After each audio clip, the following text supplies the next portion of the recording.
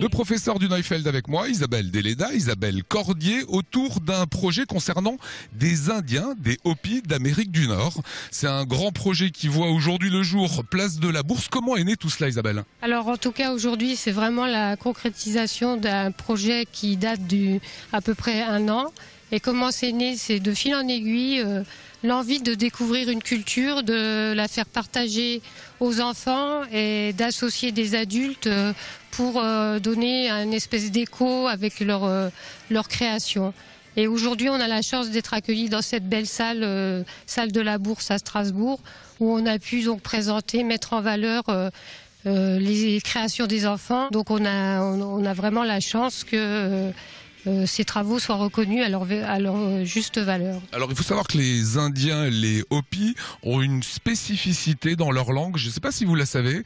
Ils n'ont pas le mot temps dans la langue indienne. C'est-à-dire qu'ils n'ont pas du tout la même notion du temps que les Européens. Alors exactement. Pour les Hopis, ils ont une perception du temps tout à fait différente. Nous avons une perception linéaire de la chronologie et les Indiens Hopis ont une vision circulaire. En fait, pour eux, tout est question d'alternance de saison, de jour et de nuit. Et c'est pour ça qu'on retrouve le symbole du cercle dans toutes leurs œuvres, car la circularité est vraiment quelque chose de récurrent. Isabelle Cordier, qu'est-ce que vous avez dû faire avec vos élèves comme travaux, comme poupées, comme totems? On a fait plein de choses, hein. On a fait des bricolages, on a construit des maisons à partir du projet du village des Hopis. On a développé un peu leur histoire au cours des années qui sont passées et aussi leurs conditions de vie actuelles, hein. On a beaucoup travaillé sur la philosophie de ce peuple-là et on a mis en avant justement de maintenir leur identité par tout ce travail qu'elle a mis en avant. Voilà, donc c'est un peu tout ça qu'on a fait cette année.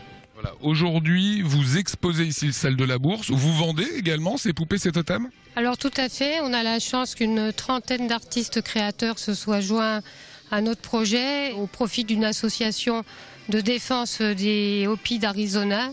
Cette association s'appelle Hopi Outreach. C'est une association américaine. Tiens, il y a des élèves à côté. Qu'est-ce que tu as fait, toi, dans ce projet? On a chanté. Tu veux chanter? Non. Vous avez fait des totems aussi? Ah oui. On a fait aussi des maisons là-bas. On a fait des peintures. On a fait tout plein de trucs. Et toi, est-ce que tu connaissais ces Indiens d'Amérique avant? Non, je connaissais vraiment pas. Et les maîtresses, ils nous ont fait apprendre, voilà. Et vous avez fait apprendre la culture de ces Indiens? Oui. Qu'est-ce que tu as aimé dans ce travail? On a fait beaucoup de bricolage, on a travaillé leur culture.